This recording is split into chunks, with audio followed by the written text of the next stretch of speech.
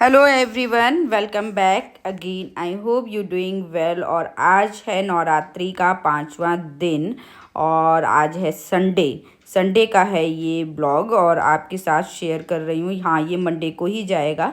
वैभवी यहाँ पर बना रही हैं, शाम का समय है तो शाम को हम लोग नमक वगैरह लेते हैं, पूरा दिन नमक नहीं लेते हैं तो शाम को लेते हैं। तो ये बना रही है साबूदाना और आलू के मिक्स के बड़े, तो मतलब टिक्की टाइप का बना रही है। खुद उसने कहा कि मैं आज बनाती हूँ, कुछ ट्राई करती हूँ नया, तो जैसा भी बनेगा। तो मैंने बिल्कुल इसमें हेल्प नहीं करी, सारा कुछ उसने ही अपना तैयार किया। साबूदाना उसने भिगो दिया था, आलू को ग्रेट कर लिया है, जीरा पाउडर, काली मिर्च पाउडर, धनिया पाउडर और सेंधा नमक, हरी मिर्च, ये सारे मसाले उसने मिक्स करके और अच्छे से इन्हें टिक्की का शेप दे रही है। तो ये खाने में अच्छे बने थे। अगर मुझे मतलब अपने मन से ही उसने बनाया, अगर थोड़ा सा मैं अगर इस तरीके के बनाती हूँ तो मैं इसमें बाइंडिंग के लिए थोड़ा सा कुट्टू का आटा ऐड करती हूँ, थोड़ा क्रंचनेस लाने के लिए मूंगफली को मतलब क्रश करके वो ऐड करती हूँ, तो थोड़ा बहुत अच्छे मतलब और अच्छे बनते हैं, थोड़ा क्या काफ़ी अच्छे बनते हैं।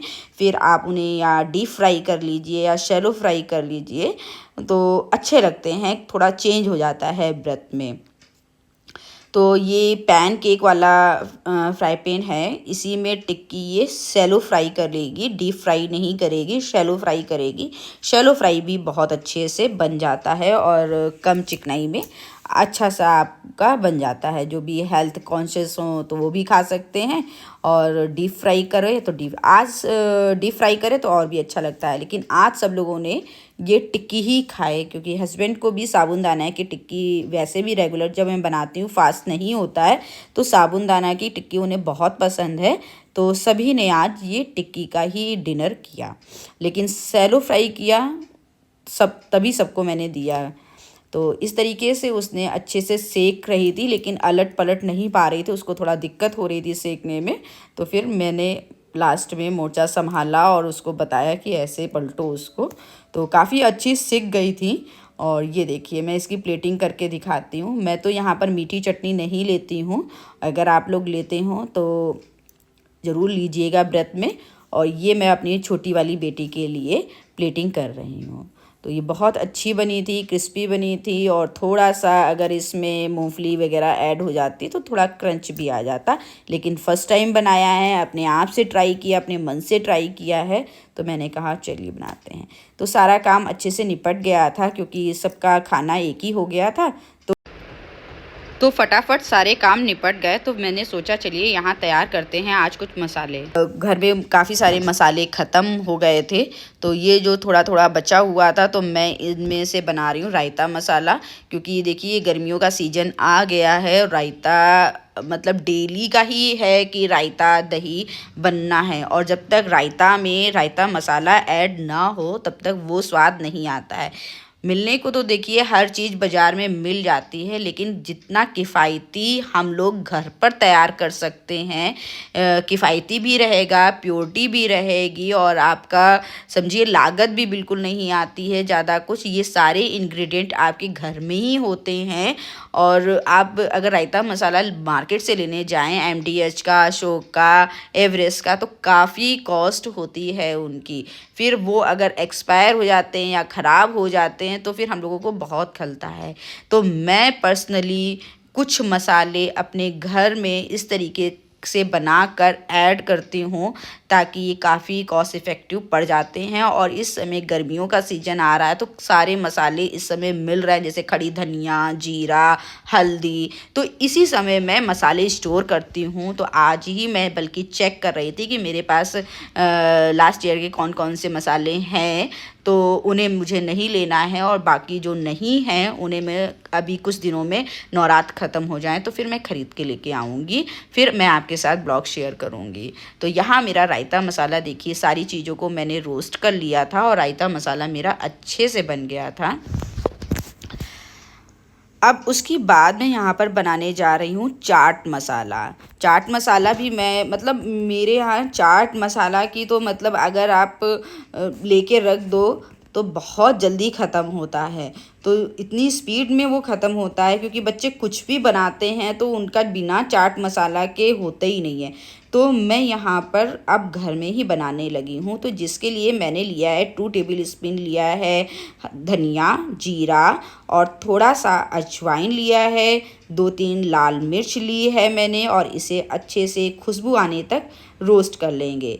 फिर इसमें मैंने डाला है थोड़ा सा सौंफ पाउडर सौंफ डाल दी है। इसे भी थोड़ा खुशबू आने तक रोस्ट कर लेंगे। और ये काली मिर्च मेरे पास नहीं थी, थोड़ा बहुत ये मुझे याद आ गया ना, तो फिर मैंने सोचा चलो यही डाल देते हैं। थोड़ा सा ये काली मिर्च निकल आई, बस अभी लाने को है मुझे, तो वो डाल दिया। सौंठ का पाउडर डाल दिया और इसे हल्का खुशबू आने तक बस भूना है और फिर उसके बाद इसे रोस्ट कर लेंगे, रोस्ट करके ग्राइंडर में डाल लेंगे फिर उसके बाद मैंने अभी जो डाला है वो आमचूर का पाउडर डाला है। ये आप अपने टेस्ट के अकॉर्डिंग डाल सकते हैं।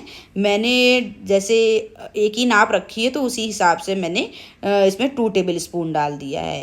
काला नमक डाल दिया है, सफ़ेद नमक डाल दिया है और थोड़ी सी मैंने हींग डाल दी है इसमें। अब पूरे को अच्छे से ग्राइंड कर लिया है मैंने और इसे एकदम सूखी साफ बॉटल में मैं भर लूँगी। अच्छा, किसी बॉटल का अगर नैरो होता है ना मुंह, तो उसे भरने में बहुत दिक्कत जाती है। या तो आप मार्केट से कुप्पी लेके भरें या तो फिर इस तरीके का मैं नैपकिन का बना लेती हूँ, इससे भरने में काफ़ी आसानी हो जाती है। तो ये देखिए हमारा घर का बना हुआ चाट मसाला बिल्कुल तैयार है। अब आप इसे चाहे किसी भी चीज़ में डाल के खाइए। जैसे बच्ची मेरी भेलपूड़ी वगैरह बनाती तो उसमें ज़रूर डालती है और फ्रूट्स के साथ तो ये बहुत अच्छा बनता है, बहुत अच्छा लगता है। बिल्कुल फ्रूट चाट बिल्कुल हमारी यहाँ पे रेडी हो गई है।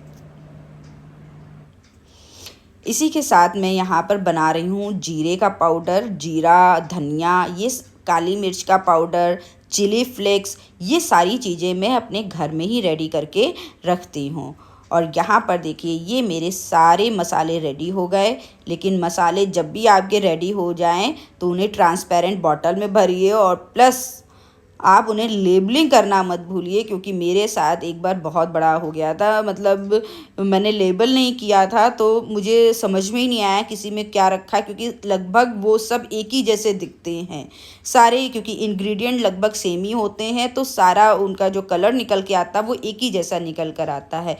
इसलिए आप अच्छे से सूखी बॉटल में भरिए, कभी आपके ये ख़राब नहीं होंगे और प्लस आप लेबलिंग करके ज़रूर रखिए।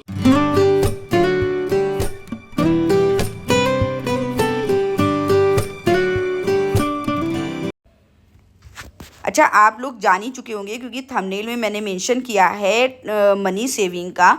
तो एक चीज़ मैंने हमेशा नोटिस करी, अक्सर मेरे साथ ये हो जाती थी। जब मैंने नोटिस किया, इसके बारे में समझा, तब भी मैंने इसे जाना कि जब भी हम लोग कपड़े धोते हैं ना तो काफ़ी सारा सर्फ डाल देते हैं ताकि हमारे कपड़े अच्छे से साफ़ हो। लेकिन जब ये ऑटोमेटिक वॉशिंग मशीन होती है ना तो ये अपने हिसाब से, अपने कपड़ों के हिसाब से पानी लेती है और अपने कपड़ों के हिसाब से सर्फ ले लेती है। तो जब भी कभी हम इसमें ओवर सर्फ डाल देते हैं तो ये वो इस तरीके से जम जाता है, जो ये जम के बिल्कुल स्टोन की तरीके से हो जाएगा और जो हमारे मशीन के लिए भी बहुत हार्मफुल होता है। तो जब भी आप कपड़े धोएं वॉशिंग मशीन में, ऑटोमेटिक वॉशिंग मशीन में, तो अपने कपड़ों के हिसाब से ही डालें। कभी एक्स्ट्रा मत डालें कि हमारे कपड़े बहुत ज़्यादा गंदे हैं तो थोड़ा सर्फ और एक्स्ट्रा डाल देंगे तो अच्छे से साफ़ होंगे। जी नहीं, जितना वो टाइम और उसका पानी, उसका सर्फ की क्वांटिटी बिल्कुल मशीन अपने हिसाब से लेती है, क्योंकि ये फुली ऑटोमेटिक वॉशिंग मशीन होती है। तो इन सब छोटे छोटे टिप्स से हम लोग काफ़ी सारा पैसे बचा सकते हैं, सर्फ में भी बचा सकते हैं और जो अननेसेसरी हमारा डैमेज होगा ना वॉशिंग मशीन को, उससे भी हम अपने पैसे बचा सकते हैं। सेकंड टिप है, ये मैंने टमाटो के कुछ क्यूब जमा कर रखे थे। जब से मतलब नवरात्रि स्टार्ट होने से पहले सब्जियों के भाव काफ़ी आसमान छूने लगे थे, तो आलू हुआ, टमाटर हुआ, ये सारी चीज़ें हम लोगों ने स्टोर करी हुई थी, क्योंकि नवरात्र में इन सब चीज़ों के रेट, फल के रेट काफ़ी बढ़ जाते हैं। और जैसे जैसे गर्मी आएगी वैसे वैसे नींबू है, हरी मिर्च है, हरा धनिया है, टमाटर है, इन सब के रेट भी काफ़ी बढ़ जाएंगे। तो टमाटर ज़्यादा आ गए थे तो उसको मैंने प्योरे बनाकर इस तरीके के क्यूब में रख लिया है, जो समझिए टमाटर आपके ख़राब होने से भी बचाएगा क्योंकि ज़्यादा टमाटर आ गए थे, और ये आपका टाइम भी सेव करेगा। तो कुछ इस तरीके की टिप्स आप इस्तेमाल करके आप अपना टाइम, मनी दोनों ही सेव कर सकते हैं। नेक्स्ट टिप देखिए मेरी ये है, और ये बहुत काम की टिप है, और जब से मैंने इस टिप को जाना है और अपनाया है, अपनी लाइफ में ऐड करा है, तब से मैं बिल्कुल ज़ीरो वेस्टिंग करती हूँ। और मेरा समझिए जो भी क्लीनिंग प्रोडक्ट मैं इससे बना रही हूँ, 2 टाइप की क्लीनिंग प्रोडक्ट मैं इससे बनाती हूँ। तो ये समझिए मैं बाज़ार से ख़रीदना भूल ही गई हूँ, मैं जल्दी लेती नहीं हूँ। तो पहले तो ये नींबू के सारे जूस को मैंने निकाल कर एक बॉटल में भर लूँगी, क्योंकि देखिए आजकल गर्मी भी आ गई है तो शिकंजी वगैरह बनती रहती है, और नींबू बहुत महंगे हो रहे हैं, और जैसे जैसे गर्मी आएगी वैसे वैसे नींबू महंगे होते जाएंगे। अगर आप ज़्यादा सा नींबू फ्रिज में ला के रख भी देते हैं तो वो कहीं ना कहीं सूख जाते हैं, फिर उसमें उतना ज़्यादा रस नहीं निकलता है। आप इनमें देख सकते हैं कि मेरे साथ भी ऐसा ही हुआ, कुछ नींबू सूख गए थे जिसमें बिल्कुल मतलब नाम मात्र का ही रस निकला। और वैसे भी गर्मी में नींबू के दाम बहुत आसमान छू जाते हैं। तो जूस को तो मैंने एक बॉटल में भरकर फ्रिज में स्टोर कर दूंगी, और ये बचे हुए छिलकों को मैं अच्छे से बॉयल कर लूँगी, क्योंकि नींबू के रस से ज़्यादा नींबू के छिलकों में उसका क्लीनिंग एजेंट आप कह लीजिए और उसके पोषक तत्व उनके छिलकों में ज़्यादा होता है। तो अच्छे से जब इनको बॉयल कर लेंगे, बॉयल करने के बाद ठंडा हो जाएगा तो फिर इसे हाथों से अच्छे से मसल लेंगे, ताकि जो भी इसमें रह गया है वो अच्छे से हमारा पानी में निकल जाए, और फिर इसे हम छान लेंगे। अब इससे हम बनाएंगे 2 टाइप के क्लीनिंग प्रोडक्ट, क्योंकि ये जब से मैंने तरीका देखिए जाना है, और कहीं और से नहीं, मैंने एक गूगल में एक ब्लॉग में इस चीज़ को मैंने पढ़ा था, और तब से मैं ये आजमा रही हूँ, बहुत कारगर है ये। आप मेरा इसमें डिश वॉश लिक्विड है, ये मत समझिएगा कि ये मतलब कोई कोल्ड ड्रिंक की बॉटल है। एक्चुअली ज़्यादा ले आई थी तो थोड़ा सा उसका जो टेट्रा पैक होता है ना वो ख़राब हो गया था, तो मैंने उसे बॉटल में भर लिया। तो यहाँ पे 2 टेबल स्पून मैंने बड़े वाले स्पून लिया है डिश वॉशर जेल, और 3 स्पून मैंने ले लिया है नींबू का जो पानी निकला था वो ले लिया है। उसमें थोड़ा सा मैंने नमक और थोड़ा सा बेकिंग सोडा डाला है। अब ये जो झाग बना है ना, इस झाग को अच्छे से सेटल हो जाने देंगे, फिर ये एक बहुत अच्छा हमारा डिश वॉशर लिक्विड तैयार हो गया है। जैसे हम लोग डिश वॉशर लिक्विड लेते हैं और विम लेते हैं तो उसमें पानी ऐड करते हैं, पानी ना ऐड करके आप ये ऐड करके देखिएगा, आपके बर्तन बिल्कुल चमक जाएंगे। और मैंने एक्स्ट्रा में भी बना कर रखा हुआ है इसको, अभी मैं आपके साथ शेयर करने जा रही थी तो मैं आपको ये दिखा रही हूँ। और एक स्प्रे बॉटल में रखा है, स्प्रे बॉटल से मैं अक्सर अपने क्लीनिंग का जो भी गैस टॉप हुआ और अपना काउंटर टॉप हुआ वो सारा चीज़ मैं स्प्रे बॉटल में भर के जो रखती हूँ उससे क्लीन करती हूँ। बाकी जो जेल है वो मैं अपने बर्तन धोने वाले बॉटल में भर कर रखती हूँ, इससे मेरे बर्तन भी अच्छे से साफ़ हो जाते हैं। देखा, ये हम होम मेकर्स का ही कमाल है जो किचन में कामों के साथ साथ में भी पैसे बचाने के तरीके नए नए खोज लेते हैं। तो इन टिप्स में से आपको कौन सी टिप सबसे ज़्यादा अच्छी लगी तो प्लीज़ कमेंट करके ज़रूर बताइएगा, और मिलते हैं नेक्स्ट ब्लॉग में। Till then take care, bye bye.